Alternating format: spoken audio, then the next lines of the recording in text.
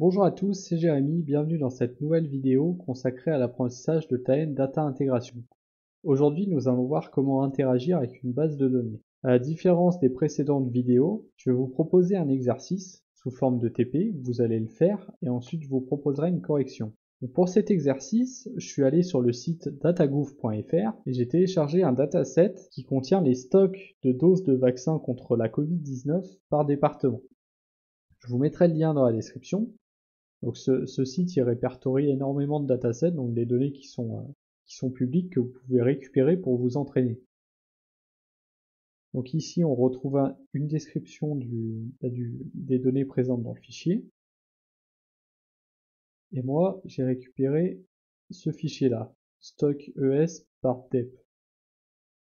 Si on le visualise, on a dedans le code département, le type du vaccin, le nombre de doses, NBUCD et la date. Alors ce qu'on pourrait faire, c'est récupérer ce fichier tel quel et le charger dans une table. Mais ça serait un peu trop simple. Le défi d'aujourd'hui, l'exercice, ça va être de prendre ce fichier, de créer 3 tables différentes. Les tables, elles sont ici.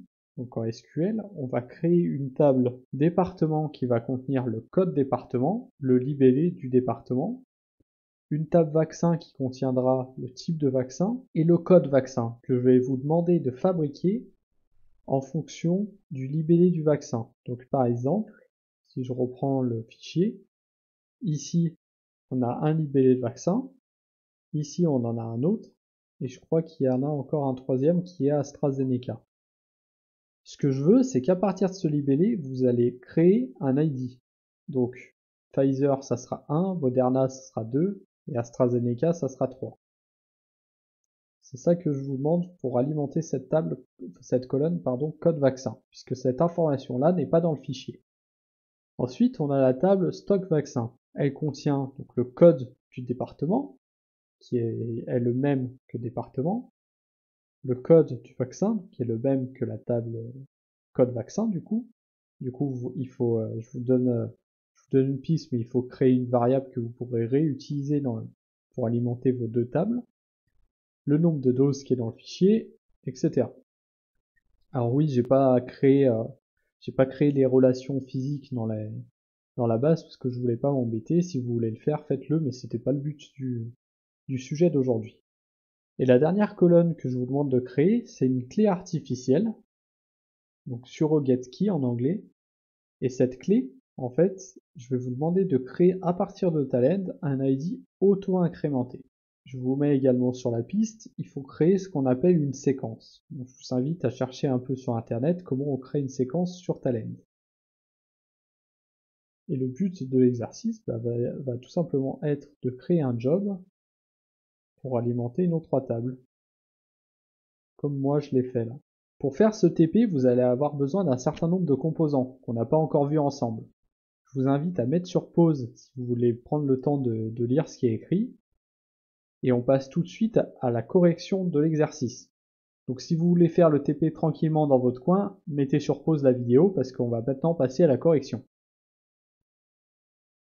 On va maintenant passer à la partie Talend et je vais vous faire voir comment moi je ferais pour alimenter nos tables à partir de notre fichier CSV. Donc ici j'ai défini une métadonnée correspondant à la connexion vers ma base de données et j'ai exporté les informations dans un groupe de contexte qui s'appelle CNX Covid. Moi je vais créer 2 jobs.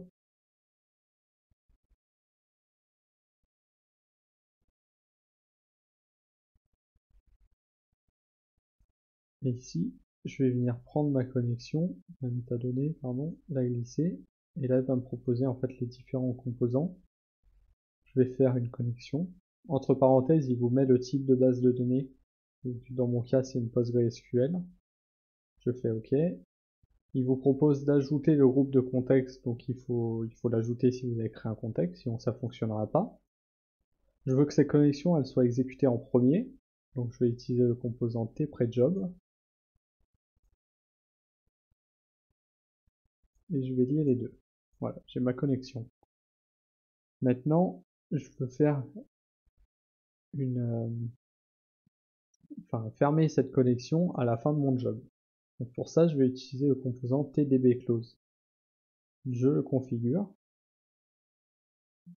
En choisissant PostgreSQL, je fais appliquer. Et là, il va me proposer en fait la connexion qui est définie ici. Le composant TDB connexion 1. Là, j'ai ma fermeture. Et ça, je veux que ça soit exécuté en dernier. Donc dans un tPostJob. Voilà. J'ai la connexion et la déconnexion à la base de données. Maintenant, on va aller chercher notre fichier. Moi, je ne l'ai pas défini en métadonnées, mais vous pouvez également le faire. Notre fichier, donc c'est un fichier de type CSV. On va aller le chercher. Pour ma part, il est dans tuto TP stock vaccin ici. Le séparateur, on l'a vu, c'est une virgule. L'entête, il y en a un, c'est la première ligne. En option CSV ici, vous cochez cette case, il faut laisser l'entourage du texte tel quel, puisque les champs texte sont entourés par des doubles cotes. Maintenant, on va définir le schéma. Je m'en souviens plus exactement.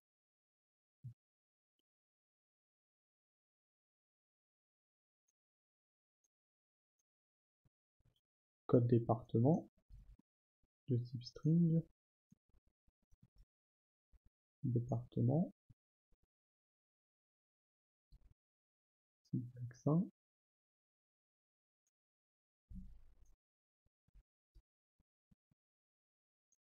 NB12 par contre, on est en integer. NBUCD également.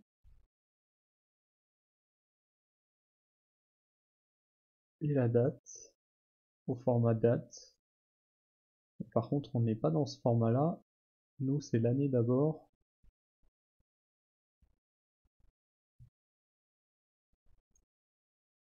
Voilà.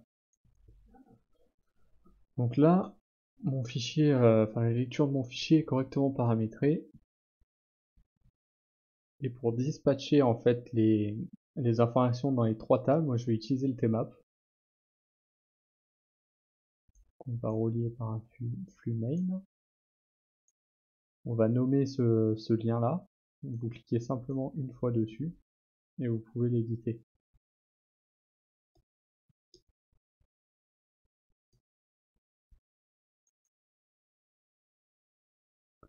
Donc nous, on a en base de données, on veut alimenter trois tables qui sont stock vaccin, département et vaccin.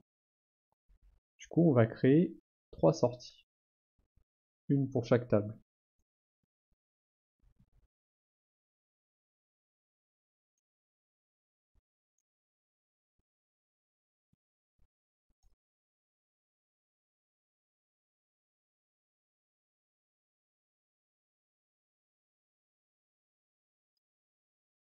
Alors, dans département, on veut charger, nous, code département et département. Ça tombe bien, ces deux champs, ils sont directement dans mon fichier. Donc je les prends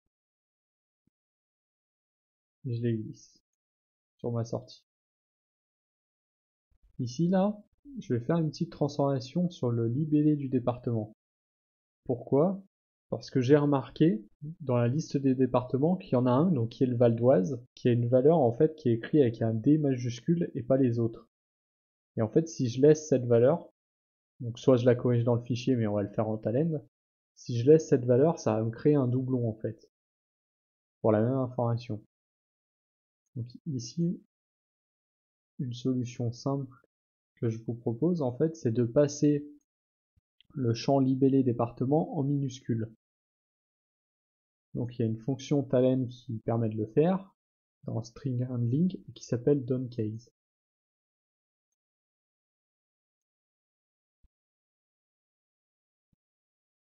Je le fais en minuscule, mais vous pourriez très bien le passer tout en majuscule, etc. Enfin, il n'y a pas de... Enfin, il y a plusieurs façons de gérer le truc. Voilà. Dans vaccin, je veux le code vaccin et le type de vaccin. Alors le type de vaccin, je l'ai. Par contre, le code vaccin, je l'ai pas. Moi, ce que j'aimerais, en fait, c'est à partir du nom, affecter un ID. Donc pour ça, je vais créer une variable ici, une variable de type integer, qui va s'appeler donc code vaccin. Et ici, en fait, je vais venir tester la valeur d'entrée type vaccin et lui attribuer un ID en fonction de sa valeur. Puis ici, je prends type vaccin. Et là, en fait, je vais faire une expression en Java pour vérifier en fait la valeur et lui affecter un ID. Je sais plus l'orthographe.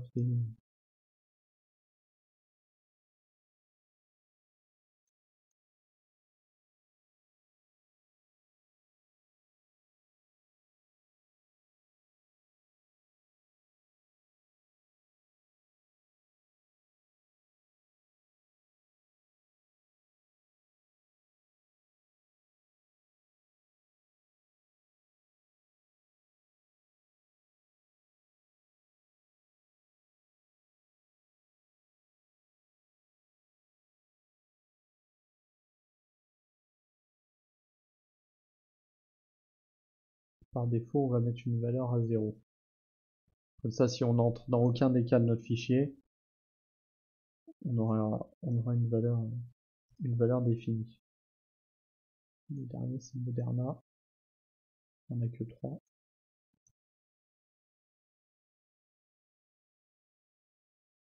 Donc maintenant, j'ai fabriqué en fait ma colonne code vaccin. Je vais pouvoir l'utiliser sur ma sortie vaccin. Voilà. On va aller en premier. Et on a tout ce qu'il faut. On va maintenant passer à la table vaccin. Donc là, code vaccin, NB12, NBUCD, date.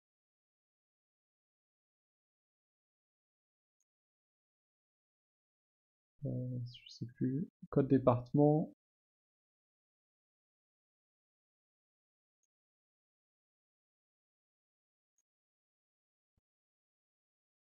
NB12, NBUCD et NBDate. Je prends tout ça, je glisse ça sur ma sortie. Et il me manque un champ qui s'appelle surrogateKey. SurrogateKey, c'est un champ qu'on va fabriquer pour qu'on ait un ID auto-incrémenté. Et ça, on va le faire avec Talend. Donc ici, là, j'ajoute une colonne. Je la mets tout en haut. Cette colonne, elle s'appellera surrogateKey. Elle sera de type integer. Maintenant, je vais venir éditer en fait avec une fonction Talend. Dans le numérique, vous avez une fonction qui s'appelle séquence. Et ici, ça vous écrit ce qu'elle fait. Donc elle retourne un ID auto-incrémenté. Donc on l'utilise. Donc ça, c'est le nom de la séquence. Ça, c'est le numéro à partir duquel elle commence. Et ça, c'est le pas. Donc là, en gros, on va commencer à 1. Et pour chaque ligne qui va passer dans cette sortie, on va incrémenter de 1. Donc on aura les lignes 1, 2, 3, etc. jusqu'à parcourir l'ensemble de notre fichier. Maintenant, je reprends ma métadonnée, je la glisse. Je prends le composant TDB output, puisqu'on va charger ces infos dans notre base. Pour le configurer, donc là je vais choisir utiliser une connexion existante, parce que ça sert à rien de rouvrir une connexion, parce que ma connexion elle est déjà faite ici. Donc là je coche utiliser une connexion existante, et je choisis le composant TDB connexion. Action sur la table, je vous le présente pas parce que je pense que c'est assez explicite. Nous, ce qu'on va faire, c'est vider la table. Comme ça, si on lance plusieurs fois notre traitement, on n'aura pas de doublons dans nos tables. Et on va laisser en insert. Je vais copier-coller ça avant de le configurer, parce qu'il faut que je fasse ça 3 fois, puisque j'ai 3 tables.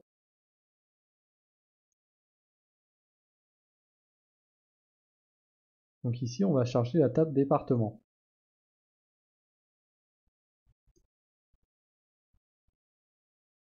Donc la table département, nous, on a traité un cas là pour supprimer la majuscule. Le problème, c'est que, par exemple, pour Val d'Oise, il est répété plein de fois. Et moi, je veux pas je veux pas avoir toutes ces lignes dans ma base. Ce que je veux, c'est une ligne avec le numéro 95 et Val d'Oise. Donc pour ça, en fait, je vais utiliser un composant qui s'appelle TUnicRow,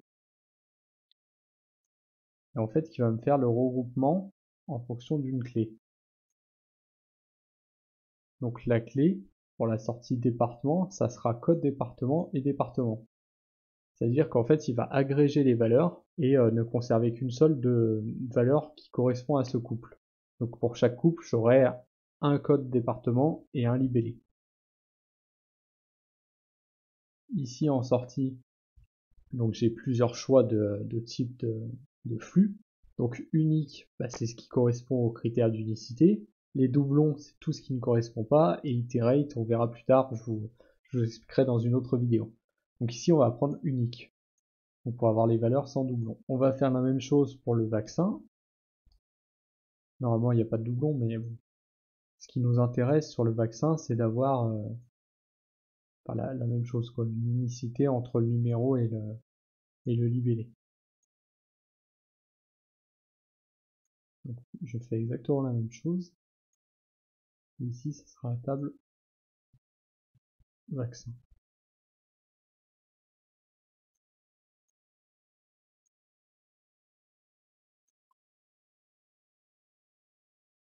Et ici, stock vaccin.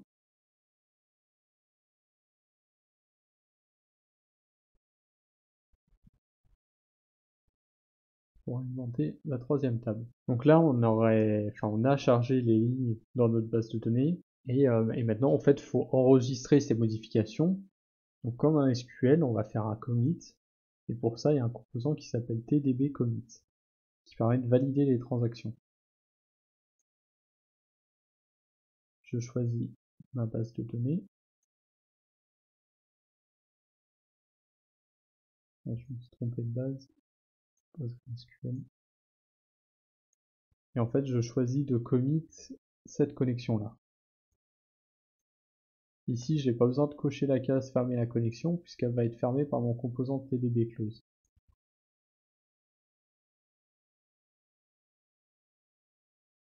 Et je fais un onSubjob OK, donc c'est-à-dire qu'il va faire tout ça, puis ensuite faire le commit.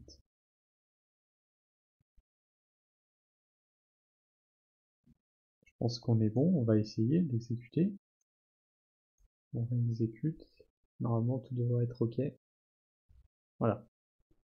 Donc là, on a bien, d'après Talend, réussi à charger nos tables. Donc on va aller voir ça. Donc là, j'ai bien toutes mes données. Dans la table département,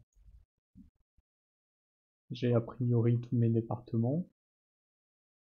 Que 100 départements, donc a priori, j'ai pas de doublon. Et dans la table vaccin, normalement, je dois avoir 3 lignes. Ouais, c'est bon. Là, on a réussi donc à alimenter notre base et nos 3 tables à partir du fichier. Maintenant, on va se faire un autre sous-job, pardon, mais vous pourriez très bien faire un sous-job. On va aller récupérer les infos des stocks vaccins.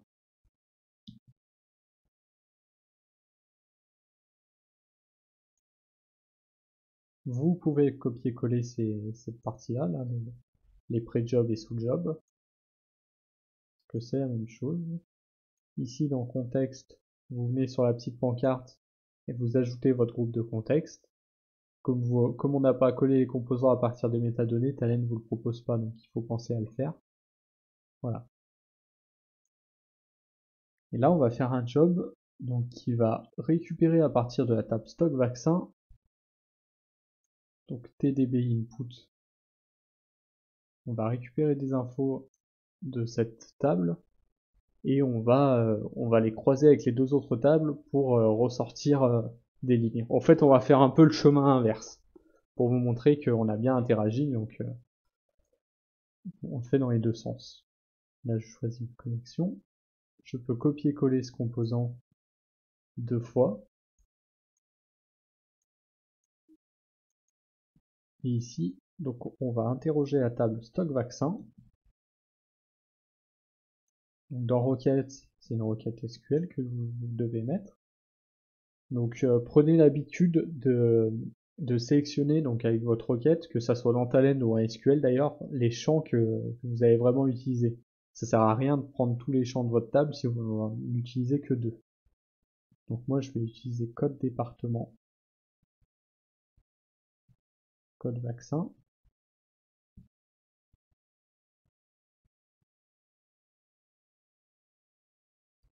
Et NB12. Je sais plus s'il y a un ça.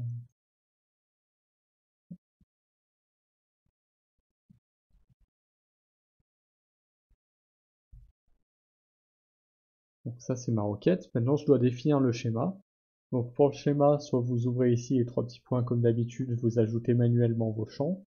Soit quand vous avez écrit votre requête, vous faites guess schema. Et en fait il va vous détecter les champs que vous avez mis dans votre requête et créer tout seul votre schéma. Donc ça fait gagner du temps quoi. Après vous avez la même chose, à partir d'un schéma que vous définissez ici, vous faites guess query et en fait il vous écrira la requête. Ici donc on va être sur la table département.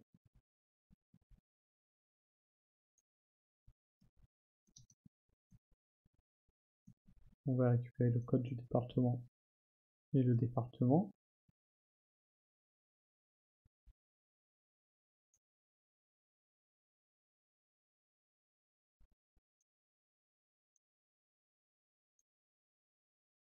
Ici ça sera la table vaccin.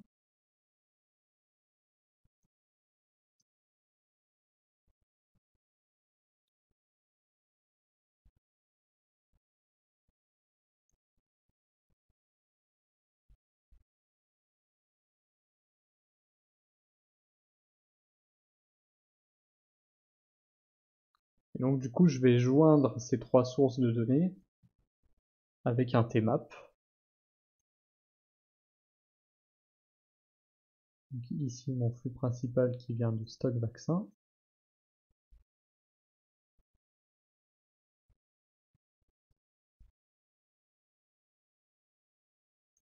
Ici un premier lookup qui sera le département.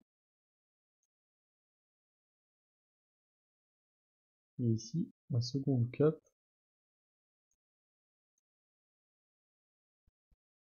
qui sera le... Là je vais agrandir un peu mon tmap pour que ce soit un peu plus présentable. Voilà. J'ouvre mon tmap et je vais faire la configuration. Donc code département me permet de faire la jointure sur département et code vaccin me permet de faire la jointure sur vaccin. Donc par défaut, je vous rappelle qu'on est en left. Et si vous voulez mettre de l'inner, vous mettez de l'inner. Comme nous là, on est sûr que toutes les infos viennent du fichier, enfin on n'a pas de souci, on peut laisser en left. Et en sortie, ce que je veux moi, c'est le stock de vaccin par département. Du coup, je veux le département, le type de vaccin et le nombre de doses disponibles.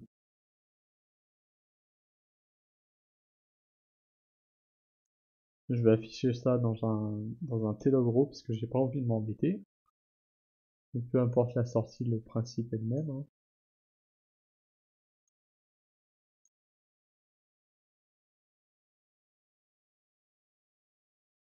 Voilà. Donc là, on a récupéré pour chaque département le type de vaccin et le nombre de doses disponibles. Après, vous pouvez faire un peu de, comment dire, de cosmétique sur les jobs, donc pour les rendre un peu plus lisibles. Je vais vous faire voir moi ce que j'ai fait sur, parce que j'avais déjà fait le travail. Voilà, pour nommer correctement les composants, nommer le nom des tables en sortie, etc. Donc ça permet d'avoir quelque chose qui est beaucoup plus lisible. Mais bon, après, c'est comme vous voulez. Voilà, je vous invite à vous entraîner en fait à faire ce type de flux, notamment en prenant des datasets qui sont disponibles sur Datagouv comme celui que j'ai récupéré. Ça permet vraiment en fait de s'entraîner, puis il y a des datasets assez sympas, faut un peu fouiller. Donc je vous invite à le faire. Donc cette vidéo est maintenant terminée, je vous remercie de l'avoir regardée. Si vous avez des suggestions ou des commentaires, n'hésitez pas à utiliser la rubrique juste en dessous. Et je vous dis à bientôt dans une prochaine vidéo.